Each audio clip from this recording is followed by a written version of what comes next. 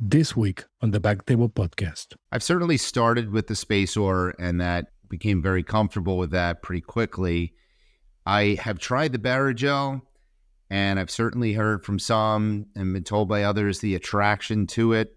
I don't see the attraction. I like the way the SpaceOAR injects and kind of does not really diffuse through the tissue like the Barrigel does. I think in the end, whatever you're using, if you do a good job and get adequate spacer where you want it to go, I just feel it's a little easier for me when I'm injecting the SpaceOAR. I know I can kind of direct it where I need it to go with the needle. And from there, the Barrigel, the changing back and forth, and then just the way it doesn't really move the tissue so well until you've injected a lot of it, just didn't sit well with me.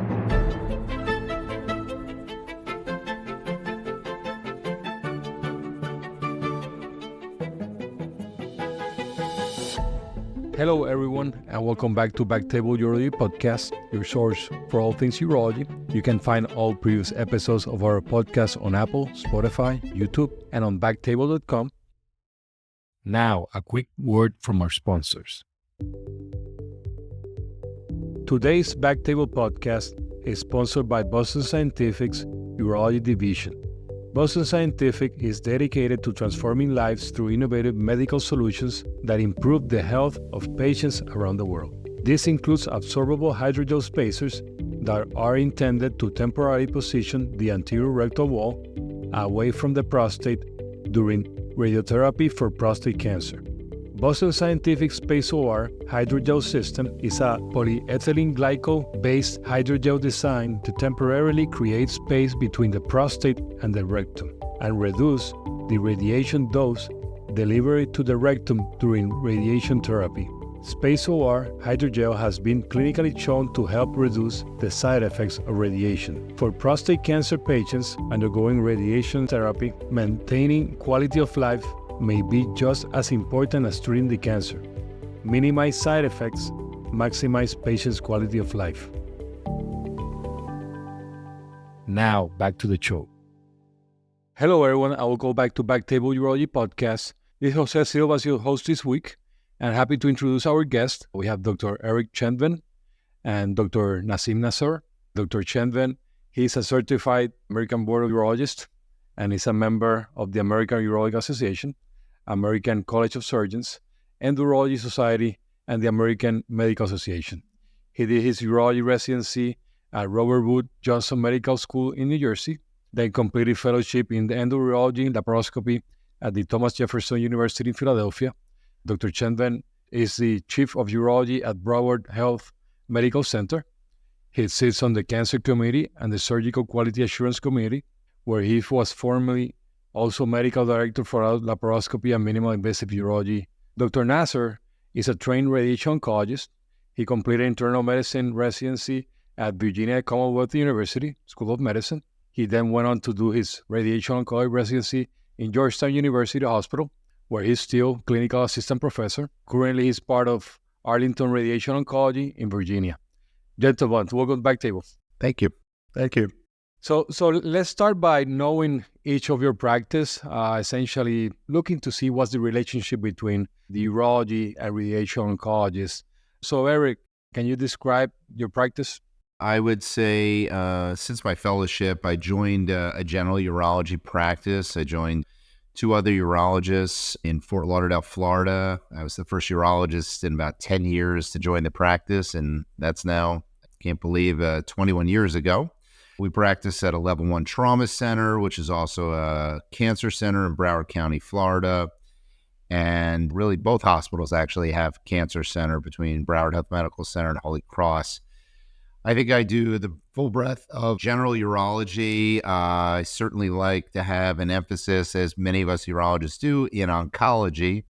Probably prostate cancer is the number one cancer that we deal with and treat, and really have taken a lot onto ourselves, which has taken a little bit of getting used to, I think.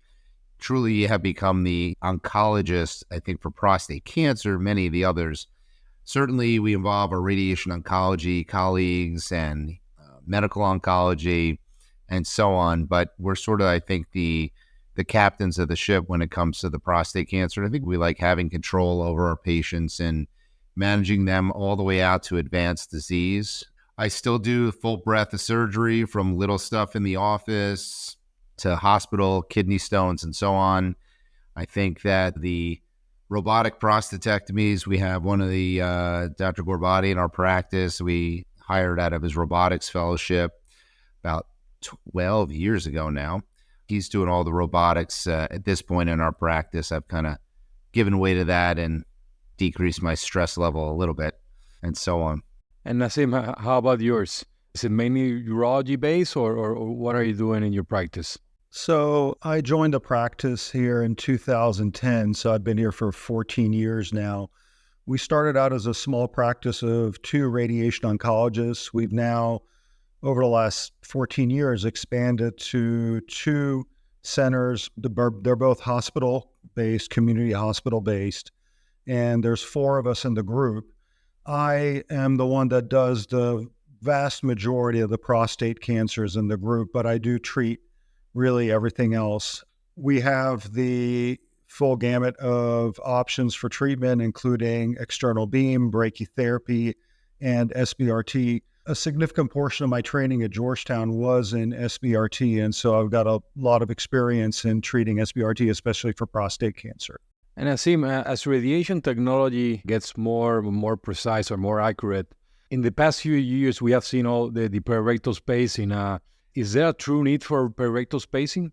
I think there is. And the main reason is that if you look at the changes in the NCCN guidelines, especially over the last 4 or 5 years, what you're seeing is a lot more inclusion of SBRT as opposed to IMRT in the treatment of prostate cancer. And with SBRT, you are using such higher doses per treatment that it's really important to try to spare that anterior rectal wall.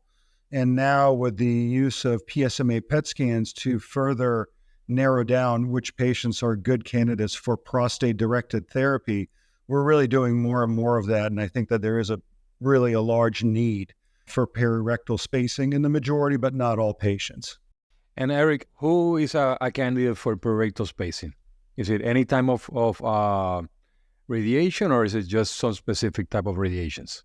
That's a decision that I make with our radiation oncologist, and it's never something that I'm telling them. I think, I sort of liken them to being the surgeon as running the show with the radiation and kind of guiding me what to do. And we certainly do work as a team back and forth. And I think I communicate very well. They'll often text me, call me, and we'll go over each of these prostate cancer patients. And I think that, interestingly, we had gotten used to, when I got into practice in 2003, and we really got into doing all the IMRT, the image-guided IMRT, all the stuff that we saw, thank goodness, the radiation cystitis and these people slowly bleeding to death, thank God that's really dried up quite a lot.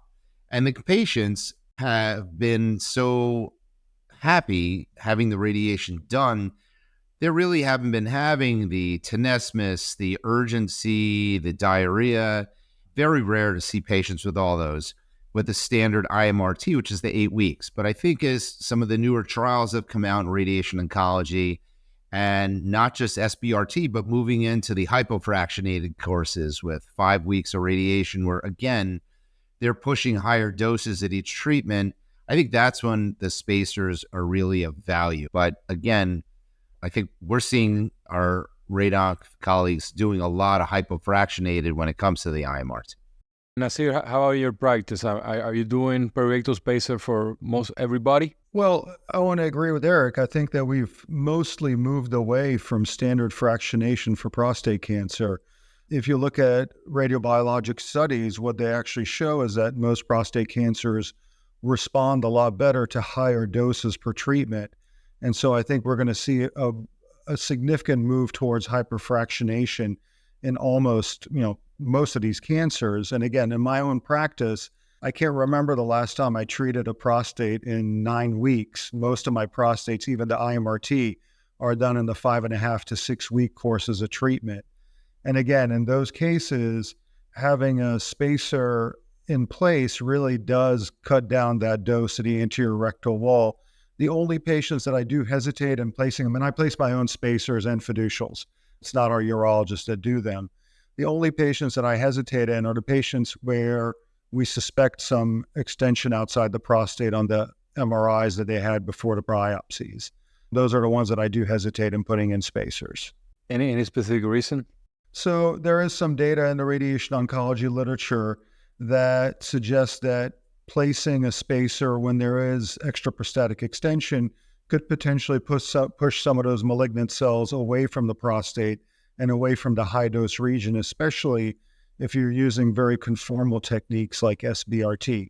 Now, where that, is going to end up, and we don't really know, we're going to have to see what the future of the data holds, but those are the cases where I might hesitate a bit in putting in spacer initially and might consider putting it down the road if my initial dosimetry shows that I'm compromising coverage to spare the rectum. And Eric, are you doing your own, or you're putting the rectal spacing yourself, or the radiation oncologist doing it? I think I probably about 7-8 years ago went out to Colorado to train with one of the urologists out there and just started doing it. I myself have been comfortable in that space. I've done a lot of cryoablation. The brachytherapies we used to do is sort of a conjoint case with Radoc in the OR. We do those together. Not really doing those anymore, but so it's just very comfortable in that space and kind of just fell into it. There really hasn't been, I think there's just a handful of urologists that are doing it. Sort of in my practice of 3, I'm the one who's kind of taken it upon myself and just kind of gotten that going. And Eric, there's 2 type of perirectal spacers out there. Which one are you using? I presume you mean SpaceOAR and Barrigel. Have you tried both of them or just one of them? I've certainly started with the SpaceOAR and that became very comfortable with that pretty quickly. I have tried the Barrigel and I've certainly heard from some and been told by others the attraction to it. I don't see the attraction. I inject sort of the reversal agent to sort of immediately dissolve it and so on. Beyond that, I've never really had a need to do that.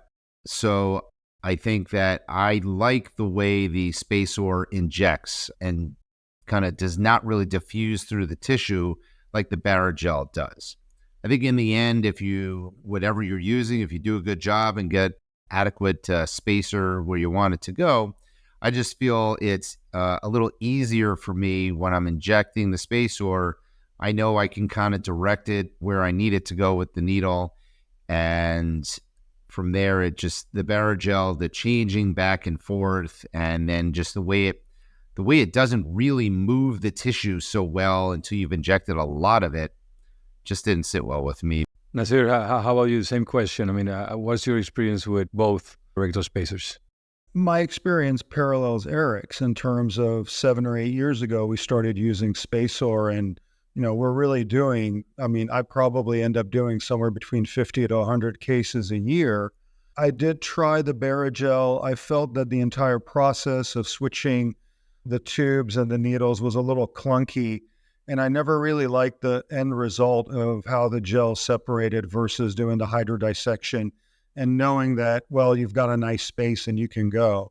The only time that I feel, at least in my experience, that there may have been a slight advantage is in patients who we are retreating with radiation where there's a lot of scar tissue in that perirectal space and it will simply just not hydrodissect with the saline. I have used Barrigel in those cases where I knew where the positive nodule was in the prostate to try to get some separation behind it. But that's really, I would say, less than 3 cases that I've done.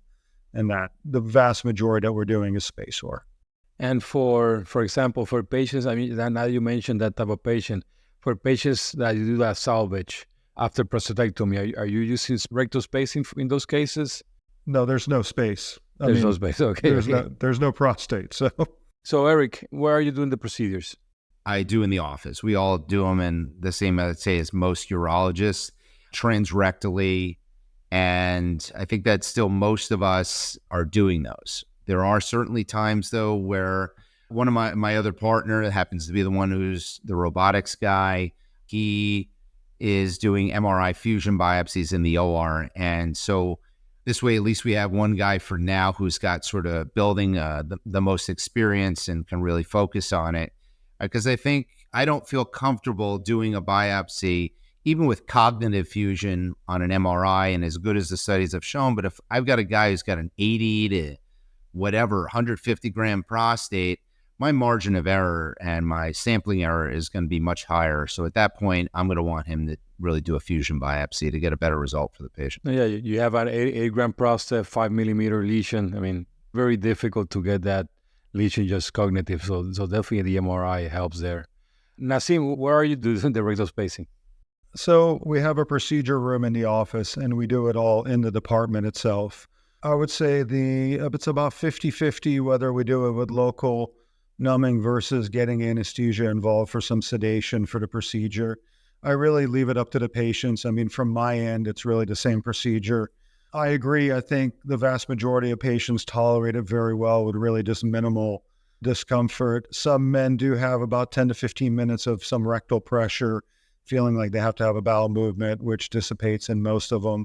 And we've had our share of a couple of guys who had a little vagal response, and we had to wake them up a little bit. But, the guys who end up having some light sedation with anesthesia down in our department, by the time they wake up, they really have no symptoms whatsoever from it.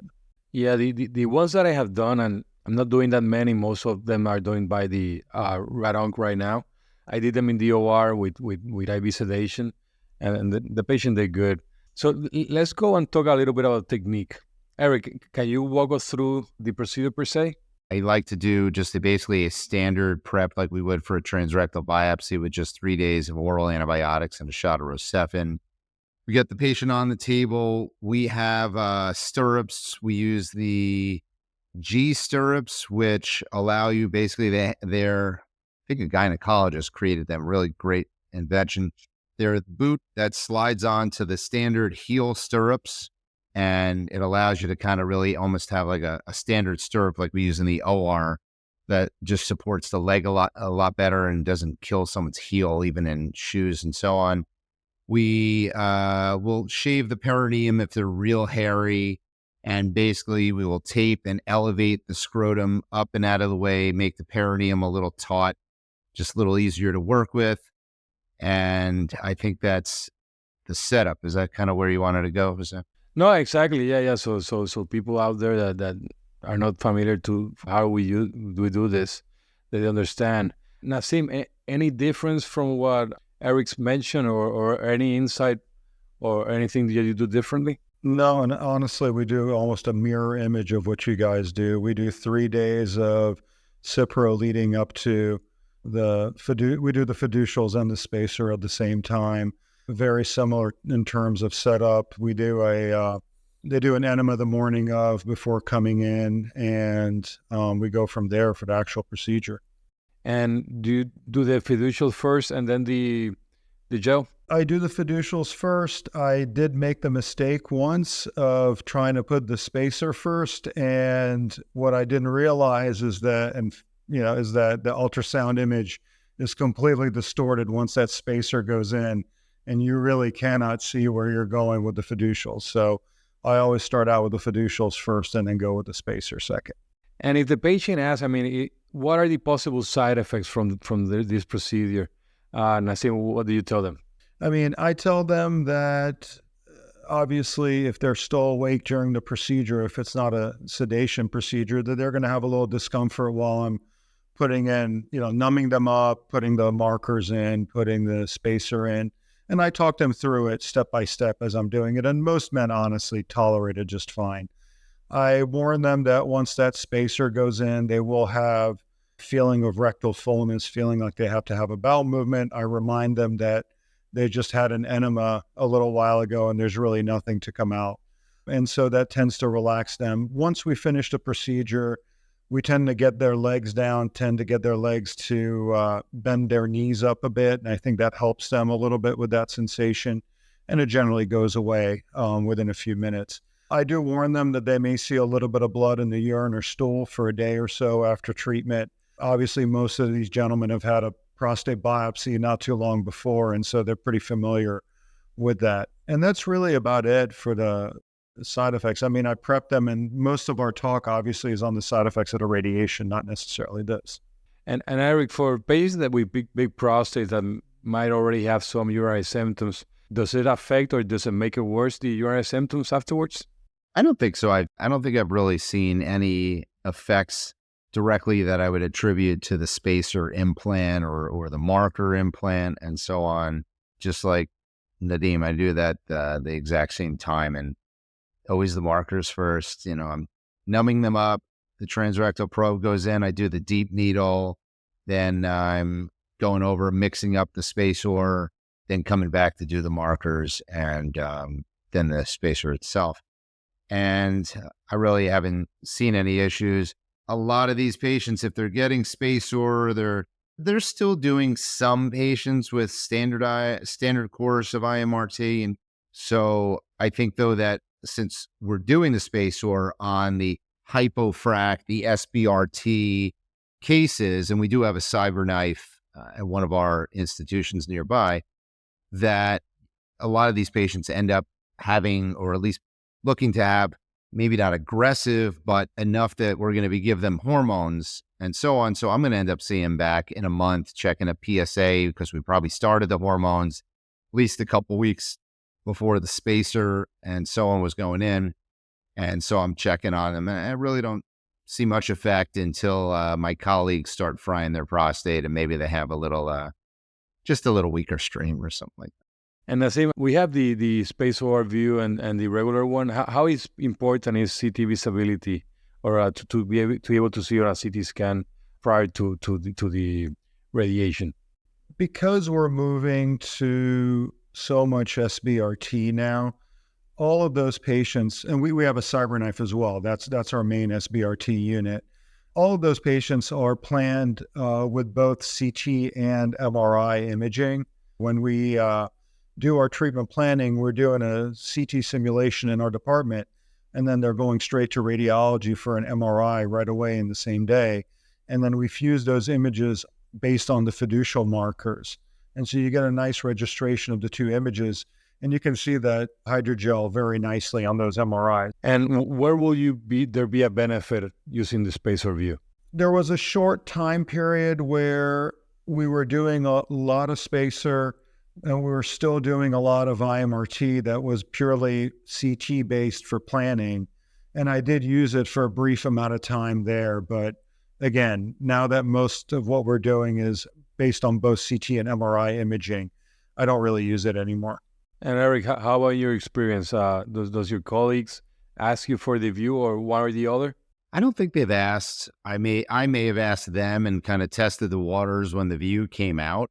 I guess the one question I have relative to what Nadim just said is, are there centers that are not giant academic centers and so on that don't have the benefit of an MRI, right? I mean, I'm sure he really would prefer a 3 Tesla MRI, but an MRI right around the corner, that it is as easy enough to do that they still want to do hypofractionation. But the caveat to that is that in the office, at least when your practice, that is keeping track of your expenses and, of course, your some level of profit, God knows, at least covering your expense of this expensive gel.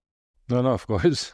So you mentioned already that sometimes you went even by placing it. So, I mean, you don't want to continue losing money. Nadim, I mean, have you had that issue in your practice? So we're a little bit different. I mean, we're a hospital-based group in the sense that we contract out to the hospital to do all their radiation professional services, but the technical fees still go to the hospital, including a lot of the technical fees for the equipment, the medications, the gels, and things like that. So that's looped through the hospital, but we're of course conscious of that. Where our challenges come in are some of the insurers in the area will not cover a spacer, or at least not initially. And so in those cases, what we've started doing is placing the fiducial markers, planning the patient, and then if it looks like there's absolutely a need for spacing because of compromise on either coverage or rectal dose, then we'll go ahead and make a request to put in the spacer. So those are the challenges that we face on our end. And Nadim, how important is it for the spacer to maintain its shape, and for how long would you prefer it? With SBRT, generally from the time of fiducial and spacer placement till treatment is about at most 3 to 4 weeks in our practice.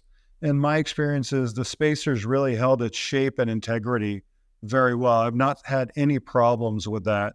And even back when we were doing longer courses of IMRT, I didn't even see any issues even up to about 2 months out, at least with spacer. So my experience has really been that it does maintain its integrity and shape. And for large prostate, you might want to do the Lupron to shrink the prostate a little bit. I mean, does it matter? Large prostates, it absolutely matters. But again, it matters on the particular anatomy. Is it a large prostate with some separation between the prostate and the rectum, or is it one of those prostates where the rectum is draped across the backside and on top of the prostate? Obviously, if somebody has a large prostate or they have higher risk disease, we are putting them on ADT. And again, if they're having a lot of urinary symptoms or they have a large prostate, I will put them on ADT for a couple months before treating them, versus if they don't really have any of that, we'll go ahead and start ADT and then within a few weeks treat them. Something I haven't experienced myself, but I imagine out there it has to, is sort of that fear of COVID, which is sort of making a bit of a resurgence lately, at least down here in South Florida, is that, we have this, let's not even call it a 6-month window, but more of a 3-month window, again, depending on, I think, your experience, Nadim, in terms of what the spacer is looking like somewhat further down the road. Have you encountered any of those patients that got the markers in the spacer put in and then ended up getting, of course, some kind of sickness, lately being most commonly COVID, where I have yet to have to respace, even broach that issue with an insurance company, let alone the patient, of respacing them. Have you had that at all? I have not had an issue with respacing. I have had the issue of having to rescan and resimulate for planning just to confirm. And I think the longest we had was about a 3-month gap, and it still looked very good. I mean, I think it was a little bit small. I compared it back to what we had seen before. I think the spacing was a little bit less, but it wasn't so much that I would have considered respacing. I think they were perfectly fine proceeding with treatment. Luckily, though, they had good anatomy as well. So, and that was 3 months after original placing. 3 months after placement. Whereas usually we'll scan within usually about 2 weeks after spacing. So, Eric, did you run into that problem in 2021 or back with COVID, that you had a few patients that you had put the spacer? I've never had the issue. I'm surprised I've never had the issue, but it hasn't come up for whatever reason. I've got one patient now that I actually just saw, might have been yesterday, that we did a biopsy, we diagnosed him, and it disappeared for a little bit, came back having been diagnosed with colon cancer, and he's on chemo right now. Thankfully, he didn't have a horrible prostate cancer, but, if we had gotten just a little farther down the road and then all of a sudden one thing led to another, that would have been, a similar situation where I'm not sure what I would do in that situation. Would I be, quote, allowed to do from the insurance standpoint? Great question. Who knows? This is a big reason why we're the ones that are putting a lot of these spacers and fiducials in, and not the urologists that send them to us. A lot of the urology groups that we get patients from have standing stenters, their own practices, and I think they're very happy not dealing with it, honestly. At some point, push is going to come to shove, and it's going to break the system. And we've had issues like this, and I've seen other urologists, been to talks and so on, and I think some sort of standardized letter is what I'm going to come up with soon, that's going to send, and whether or not it has a friend of mine and their legal letterhead at the top, but that if that the insurance company is taking on the legal liability and the responsibility of this patient receiving treatment, that they need to cure their cancer, that you need to give them, that they're not allowing the patient to have a protective measure And that if they develop, whether it be rectal bleeding, prostatorectal fistula, et cetera, that it's going to be on their hands and on their head at every which way. I think we got to stand up for our patients and support them on something that, really seems necessary in a lot of these people. No, I absolutely agree. No, I mean, and that's why I asked one of the first questions. I mean, is it standard? Is it the way it should be? And I think the answer is yes. I mean, if it was my prostate, that's what I'd want. So, of course, long-term side effects. So you do the radiation. I mean, eventually the gel just continues to slowly dissolve. That's how it is. I mean, if a patient asks, what do they tell them? I mean, that's exactly what I tell them is, the gel will dissolve. I think they will end up with a lot less perirectal scarring in that area. And, I've gotten some feedback from the gastroenterologists that we work with, really just for my own curiosity as to what they're seeing on colonoscopies on some of these patients, routine colonoscopies. And they do tell me that they're seeing a lot less telangiectasias in that anterior rectal wall. They're seeing a lot less post-radiation changes. I mean, they're still there. I don't think it's going to go away. We're still getting a decent dose of that anterior rectal wall, but it's certainly not something that I think has long-term consequences. When we first started doing the SpaceOAR back in, I think it was 2016, 2017, when it first came out, most of the data was on external beam and IMRT, and there was actually very little data on SBRT. So we had some residents rotating through that put together some of our data for us. And essentially what we did was we did a comparison of rectal dosimetry for CyberKnife between patients that had SpaceOAR versus ones who did not have SpaceOAR. And we tried to match patients up based on prostate size, which was the one factor that we thought would equal things out. And essentially what we saw was anywhere between a 50 to 70% decrease in dose to the anterior rectal wall, and specifically a lot of the higher dose points, not just sort of the average lower dose, but the higher doses. So that's what convinced me to start using it really routinely. How about you, Eric? I think long-term side effects, I haven't really had anything. I use the Boston Scientific sort of flip book to rip through the 18 extra pictures they have explaining to the patient of the procedure, just kind of showing them sort of the diagram of the anatomy. And, it has on there that 3 months it starts to dissolve, and I tell them by 6 months it should be gone. I have yet to see anything, let's say, on someone with a recurrence that ends up getting an MRI for some reason again, or a PET. I've yet to really see anything, but it's probably pretty far down the line. And Eric, in terms of your colleagues, the radiation oncologists that are sending you the patients for the SpaceOAR, are they giving you any specific instructions? Like, for example, Nadim said that he likes to do them himself, just and depending on the size, depending on how it looks, it might vary. So in your case, are they giving you some instructions on what they want or on when they want the SpaceOAR to be placed? Not really. I don't think so. They're not doing it themselves, and other than maybe some, in our case, by me. So I think either they're not as familiar or just assume I know what I'm doing and so on and so forth. But I think, from the marker standpoint, the only thing they might tell me is if it's going to be an SBRT, for some reason they want 4 markers as opposed to otherwise 3. I think only some of the other stuff that I've sort of a think tank not long ago on spacing and so on, that I watched sort of a panel of people discussing different things. And I think discussion about really making sure you get enough at the apex versus the other end all the way to the base being more important and so on. But I'd say that's about it. So Nadim, any special comment to urologists that are doing this from the radiation oncology side? What do you guys expect? Like Eric's mentioning the apex. I mean, is there something specific that you want to look when you're putting the SpaceOAR? Honestly, on the SpaceOAR, I feel like once it's in that perirectal space, it's going to go sometimes where it wants to go. And as long as I've got some separation, that's really all I need. I'm much more particular about the fiducial or marker placement, especially for CyberKnife SBRT, since the imaging for that is really based on 45-degree plane films of the pelvis. So you really want to have those 4 markers separated in 2 separate planes, actually really 3 separate planes. So we do 4 fiducials now for everyone, just because we end up with the 2 markers in each needle that are tethered together. So you get a lot less migration of the markers, and you can really separate them in terms of their planes.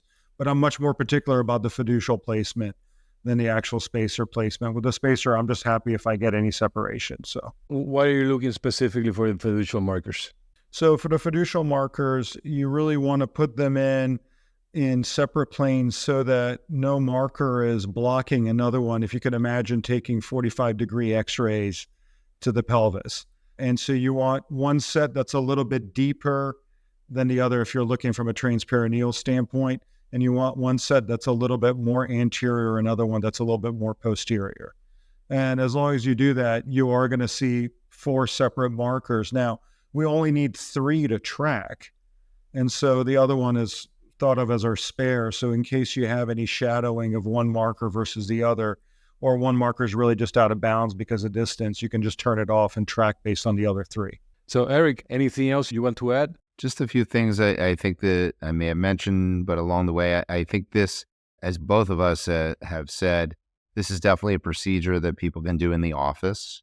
I think you just need to get a little comfortable working with a biplanar probe, working in 2 planes, very much just like many of us have done seeds and so on.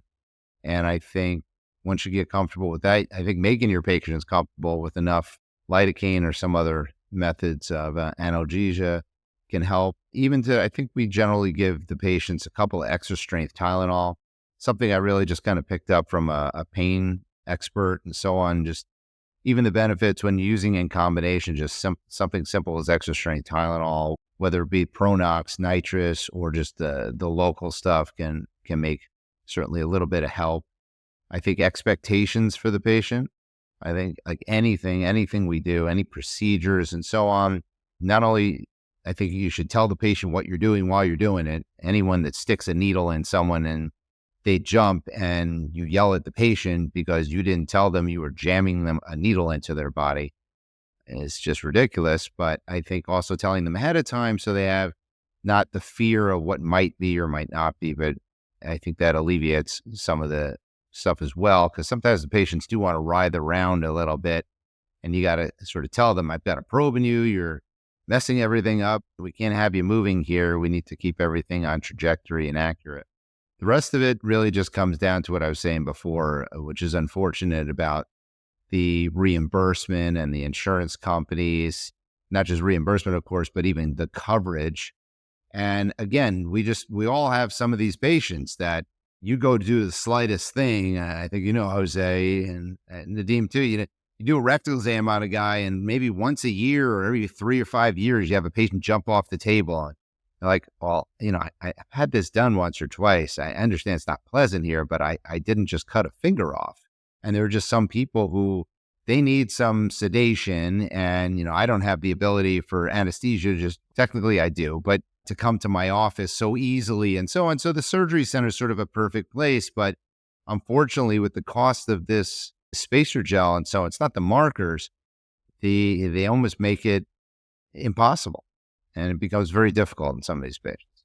So yeah, just like Nadim was saying, then you make the hospital assume the risk. Well, when you don't work for the hospital, they refuse to assume the risk. And if they're smart enough, they say, some points, even to colleagues of mine, friends that are employed, they say, well, that's great. You want to do that. And that's great, but you can't do that. We're not letting you do that, because they're basically your parent. That is a problem. And Nadim, anything you want to add? Yeah, no, I think we are lucky in the sense that we do have the capability of getting anesthesia down for some light sedation. And I always lead it off with my patients and asking them how they had their biopsy done and how they specifically did with the biopsy. Guys who are telling me they were awake for the biopsy and it was fine or slightly uncomfortable, but fine, I tell them that they're probably going to do very well with this and they don't necessarily need anesthesia, which of course comes with spending the entire day at the hospital, of course. But from time to time, I have guys who say that the biopsy was very uncomfortable, and that those are the guys that I try to say, well, maybe we should have you sleep for this procedure. It certainly makes it a lot more efficient on my end to get these things in. So, well, thank you guys for the time. I definitely enjoyed this. Eric, hopefully you'll get some more support from other urologists in the community trying to make that happen. Send the letter. I think if we band together and everybody does their part and send the letter to the insurance, I mean, at some point something is going to give, and hopefully it's for the best. I think we need to go to our organizations, the AUA, American College Radiation Oncologists. it's the American Society of Radiation Oncologists, but it's termed ASTRO. It was a lot more complicated than they simplified it. So, All right, we need the big guns. Well, thank you guys. Thank you very much. appreciate it. Thank you.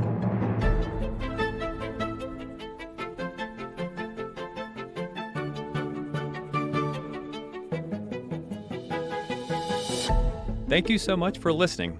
If you haven't already, make sure to subscribe, rate the podcast 5 stars, and share with a friend. If you have any questions or comments, DM us at _BackTable on Instagram, LinkedIn, or Twitter. BackTable is hosted by Aditya Bagrodia And Jose Silva. Our audio team is led by Kieran Gannon, with support from Josh McWhirter, Aaron Bowles, Josh Spencer. Design and digital marketing led by Brian Schmitz. Social media and PR by Chi Ding. Administrative support provided by Jamila Kennebrew. Thanks again for listening, and see you next week.